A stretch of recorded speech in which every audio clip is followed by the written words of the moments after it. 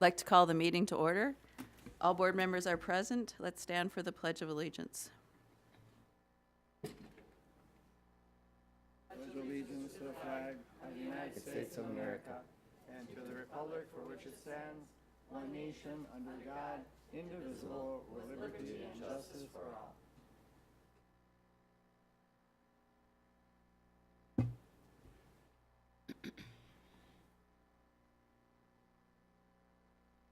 Can I get a motion to approve the agenda? So moved. Second. All in favor? Aye. Aye. Motion passes 7-0. I'll make a motion to approve the consent agenda. Second. Any comments? All in favor? Aye. Motion passes 7-0. Policy Committee. We had a meeting in March. The policies we went over were pretty much annual policies, just some minor wording changes and an update. Southwest Metro. Southwest Metro met last Tuesday, and we covered a lot of things. We had reports from the various programs. All the programs seem to be going at a good pace as far as the number of students that are enrolled, keeping the cost of the programs very in line with what we expected in our budget. We talked about a consolidation of a program at Town Square, which is the old shopping center in Shakopee. The program that we have right there right now is kind of located in several spots, and the owners of the Town Square would like to consolidate us in one spot and have other sites available to other tenants, so that we're looking at that, and we're looking at probably getting a pretty good deal out of them if we do go forth with that, because it's their initiative. We right now have a pretty good per square foot cost right now as far as our cost to the Southwest Metro. And then there's also a site in St. Bonaventure, and we're looking at using more of the space that we're currently using right now, the building, more space of that building. Then we also talked about the addition of some more members to our Southwest Metro Intermediate.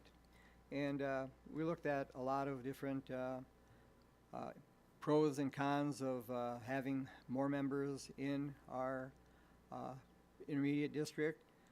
It was brought up also at the superintendent's meeting that they had with the Southwest Metro superintendent, and quite a lengthy discussion.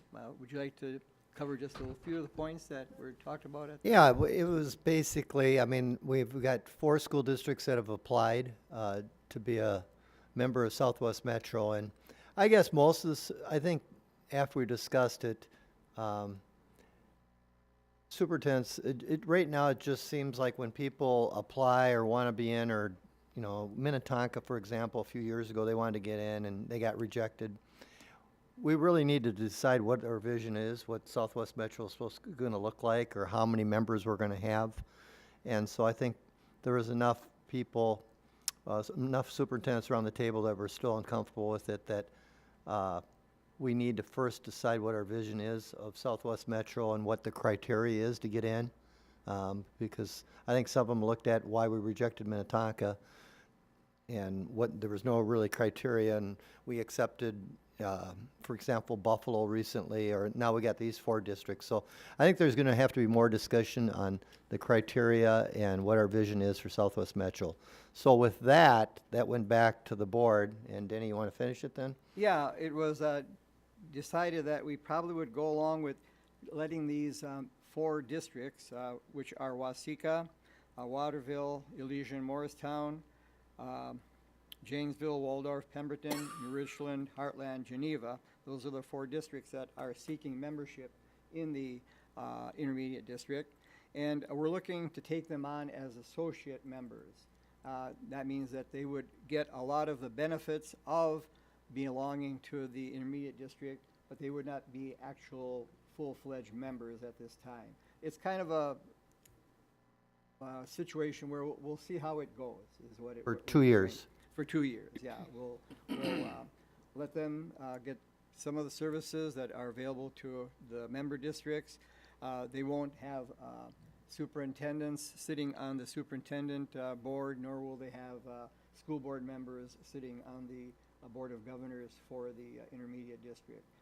They won't have that authority, but they will be allowed to participate from the standpoint of having students that are in need of some of the programs that we offer be eligible for those programs. So it's a kind of a way of seeing if it's possible to make this work, and if it will, then after 2 years, then we would approve it. But if it doesn't look like a good deal after 2 years, then we just cut the cord, and they'll have to find someplace else to get their special services for their intermediate programs.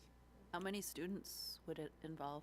How many Well, students? you know, it's kind of a moving target. It was never brought up as to a certain number. I guess it's more programs than numbers.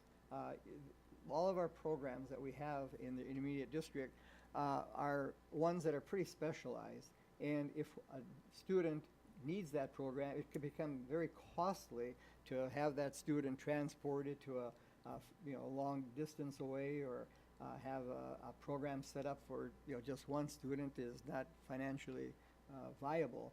So it's more of a chance to give hard to fill positions, as far as the needs of the students, than it is numbers. Yeah, right now they have a level 3, 4 EBD program that's housed in Waseca, where those districts can go and handle themselves. But it's more for the outlier student that's got some greater challenges, more specialized educational experience. It might be only 1 or 2 kids from their district, and maybe some years not at all, but they need somewhere to go. And I think around there's a few districts, but They looked at an option of going with Northfield, Faribault, I forget who else was in that intermediate or that special co-op district. Owatonna they were setting up, and actually they kind of got turned down by them, so they weren't able to join them. And it probably wasn't the best fit either. They look at ours as being probably the best fit as far as meeting their needs. Geographically, it makes our intermediate district a huge affair, going from way southern Minnesota to beyond the Twin Cities area to the west. So it's large, and like Tim mentioned, what is our vision? How large do we want this intermediate district to be? How many districts do we want to allow into it? When the Minnetonka district was came up to us, we thought it wasn't a good fit, so we never took that one. We're looking at districts that kind of have a similar background to what we have here in the member districts. Not so large, but also kind of a rural setting as well. Yeah. With Tri-City United and Buffalo, Montrose, Watertown. So it's a tough one, and we are working on a vision statement for our intermediate district. That was one of the things that we also covered at our meeting too. We're looking at coming up with a good vision statement that kind of spells out who we are and what our mission and what our goals will be in the coming future. So that's a work in progress also, Tim, that we're going on. What are But- those 4 districts doing now? Right now, they're finding wherever they can. They have a system where actually Waseca right now is kind of like a little home base for like the setting 4, I believe, EBD program, the one that has kids that are very challenged behaviorally and emotionally. So that is, and it doesn't meet all the needs that they No. have right now. That's the problem. that Southwest Metro, we have more programs like level 5 or Mhm. Yep. just some for more severely challenged kids that we have. And like Danny said, there's other places they could go, like the Owatonna, Northfield, Faribault one, but I think that actually it would cost more there than it would be going to Southwest Metro too. And Yeah. I think this buys us some time to, it does. and buys them some time too. They'll also gain the benefit of having the staff members from our intermediate district advise their superintendents and their special needs coordinators on different types of programs for children and get some help as far as administration as well. So that'll be a benefit too.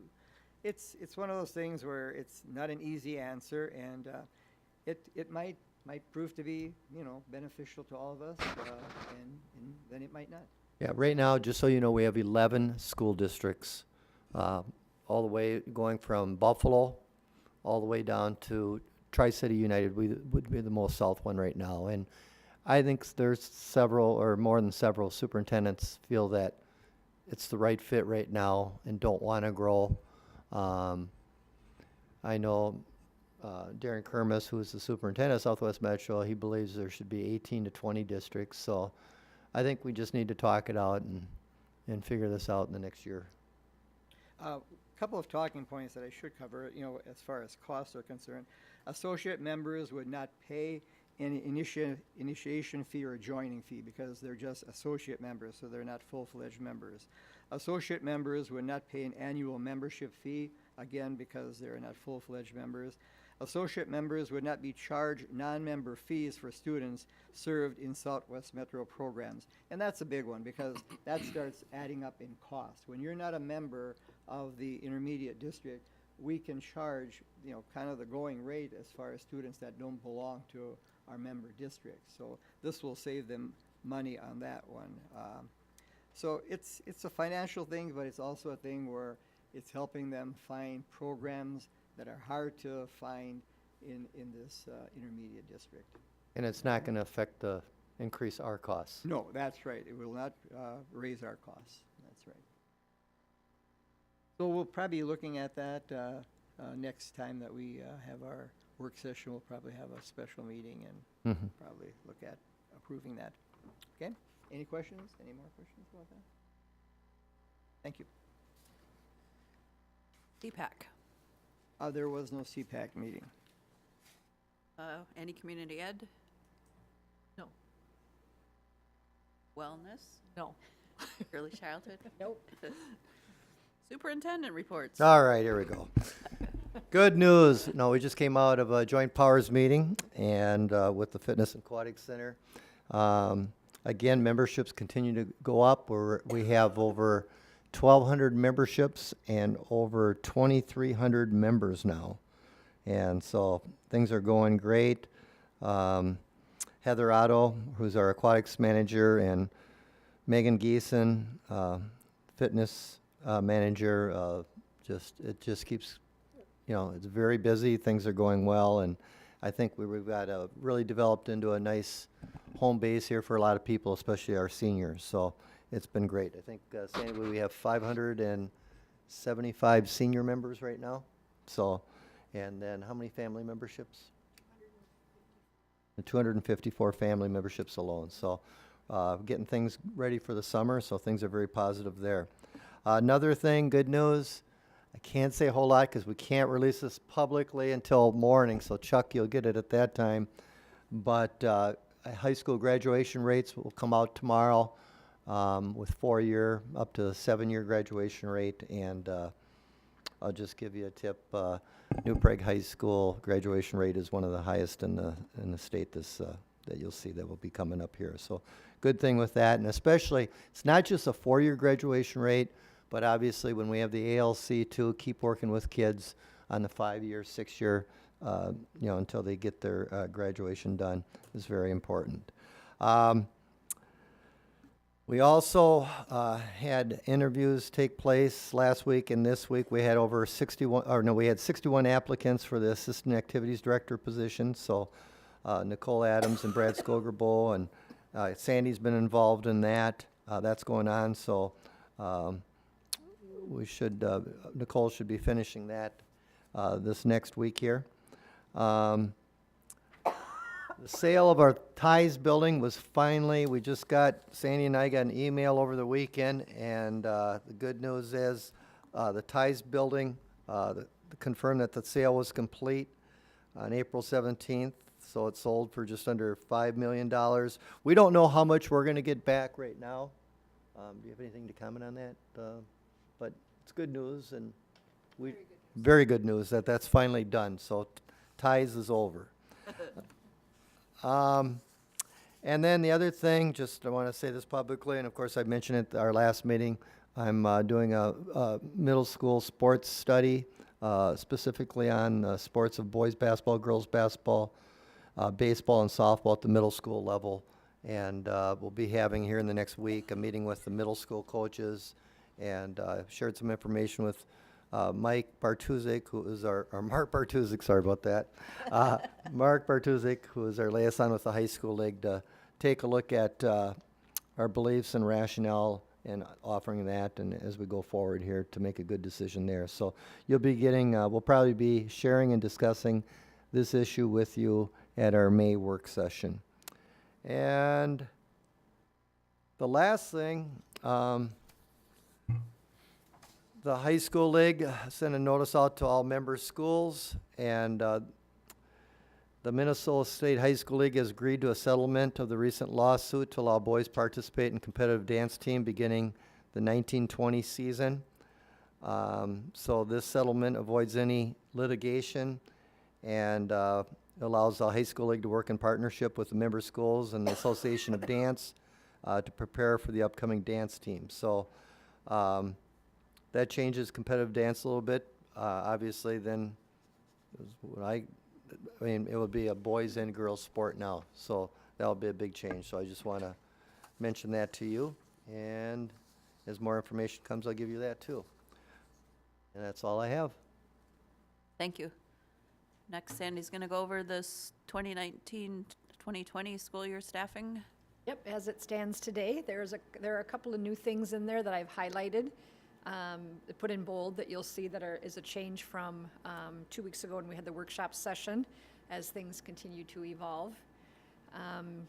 First of all, excuse me, elementary.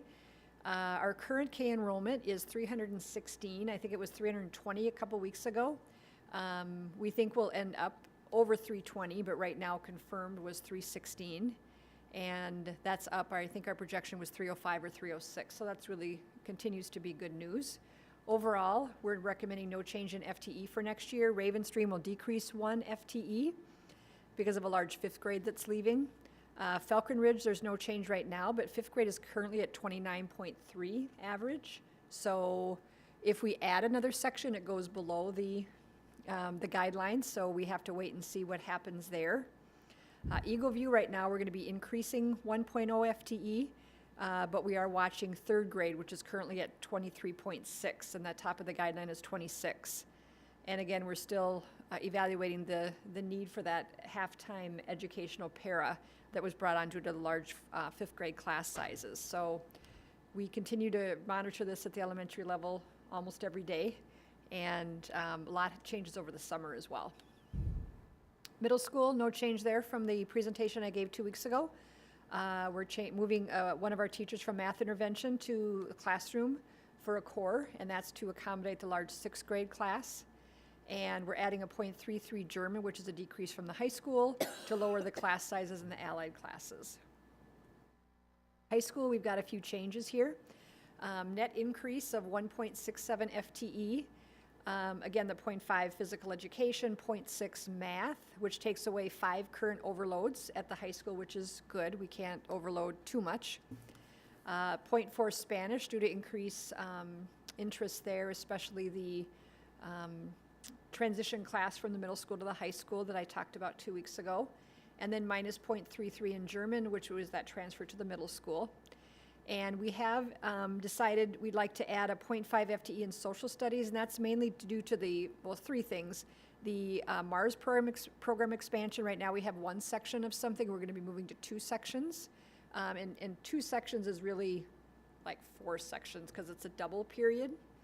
We also had some really large 9th grade class sizes up to 33, 34, which is pretty tough.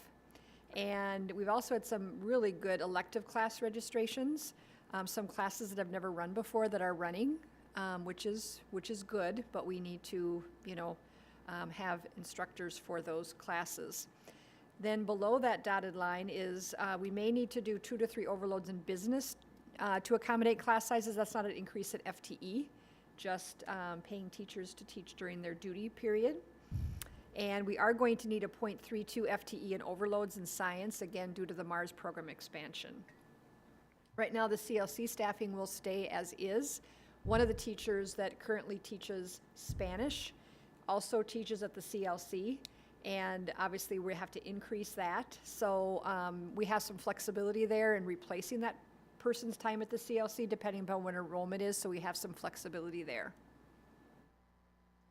And then special services, we still continue to say we need to add a 1.0 FTE in special education at the middle school due to some large caseloads. That staff has been really overloaded all year. They've been really coming together and really pulling things together and taking on, but we really need to give them some relief next year. And then the new thing here is that we have the opportunity to increase our chemical health specialist, which is currently a 0.5 FTE. We share it with Jordan. But really, we need a 1.0. But we have additional grant money from Scott Family Net, so the actual increase to our budget to increase a full 0.5 FTE is only $10,000. You know, our current chemical health specialist, you know, she has more than she can handle. Right now, she also wants to do more at the middle school. And to really meet our needs, we need to have a 1.0. If you look at Jordan, having a 0.5 FTE, we're about double the size and triple the size. Triple Yeah, the so size. we really need to have. So, yeah, right now, from Scott County, we're going from 20,000 a year to, they're gonna give us 35,000. So, And will the same person? yep, oh yeah, So this they'll- person wants to stay. So there'll be someone else they'll have to find it. Yep. Jordan, they're gonna get creative, I'm not sure what they're gonna do, but, the person wants to stay with our district, and, yeah, I'm gonna, you know, be honest about this, it's one of the things that's been more difficult than ever in the past, and you've read about it, you've heard about it, I don't care if you're in Timbuktu up in northern Minnesota, you're in the inner city, you're in the suburbs or down here, it's with the whole vaping issue, and it is tough, so, and it's not the only thing she's dealing with, but it also, it's a serious thing, and this is very much a need, I will Yeah, say. and it's a wonderful opportunity to add a whole 0.5 FTE for only $10,000 in net Yeah. cost to the district. So, It's we're very grateful to fantastic. Scott County. Yeah. I won't So- bash Scott County.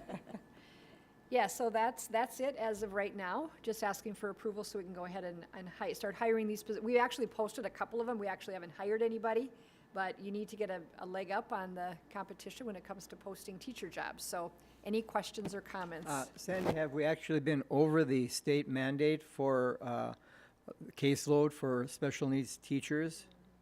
We haven't. We've been very creative with how we do that, but we haven't. But we've had some very difficult kids, and they have been really challenged. Okay. Yeah, and that team has really pulled together to accommodate this and done a great job. And I know Amy's done comparisons with other districts, by and large, every single year, whatever level, when you would compare us to other school districts, our caseloads are smaller than almost every district that we have. But middle school, they really worked together. We had someone go in and overload one of our special ed teachers, and they did a wonderful job, but we just can't continue to do that at the middle school level. Other questions? Okay. Could I get a motion to approve the staff? So move. Second? Any further comments, questions? All in favor? Aye. Motion passes 7-0. Southwest Metro Joint Powers. Okay, this is really a little separate issue from what we were talking about before as far as the addition of more districts to our intermediate district. What we have here is rectifying an issue that came up between the joint powers agreement and also the bylaws that Southwest Metro has established for itself. It was found that there was a discrepancy between the percentage that is needed to approve new members into the intermediate district in the first place. I believe the bylaws stated that it was a simple majority, and the joint powers said that it was 2/3 majority needed. So what we're going to do is put an amendment through here. If we pass this resolution, that will establish it at 2/3 vote needed to approve new membership in the intermediate district from now on. Okay? So at this time, I'll entertain a motion to look at this amendment. I'll make the motion. It's been moved and seconded to look at this resolution. Whereas the Intermediate Joint Powers Agreement provides that an independent district may become a member of the Southwest Metro Intermediate District with the approval of at least a majority of the Intermediate District Governing Board. Whereas the Intermediate District Joint Powers Agreement provides that amendments to this agreement may be proposed by the school board of any collaborating district or by governing board of the district. Notice of proposed amendments shall be sent to all collaborating districts. The proposed amendment shall not become effective until it has been approved and executed by not less than 2/3 of all the collaborating districts. An amendment approved under the section shall be an addendum to this agreement. Whereas the Intermediate District Governing Board at its regular meeting on April 16, 2019, voted unanimously to propose an amendment to the Intermediate Joint Powers Agreement, Section 1, as follows. An intermediate school district may become a member of the district with consent of 2/3 of the governing board. Now therefore be resolved by the School Board of the Independent School District as follows, that the attached joint powers agreement be hereby approved and amended, and that the chairman and clerk are hereby authorized to execute and deliver the attached amendment to the joint powers agreement, making it a 2/3 consent to approve new members. How do you vote on this, Leo? Four. Kim? Yes. Mark? Yes. Kitten? Yes. Jean? Yes. Tammy? Yes. Denny? Yes, item passes. And we have one more resolution for termination and non-renewal. Yes, at this time of the year, it's time to look at teachers that are no longer eligible for renewal, and those are teachers that have not gotten the termination notice for non-tenured teachers. And at this time, I'll consider a motion to look at the resolution relating to the termination and non-renewal of the teaching contract of Emily Hilk. So moved. Is there a second? Second. It's been moved and seconded to consider the following resolution.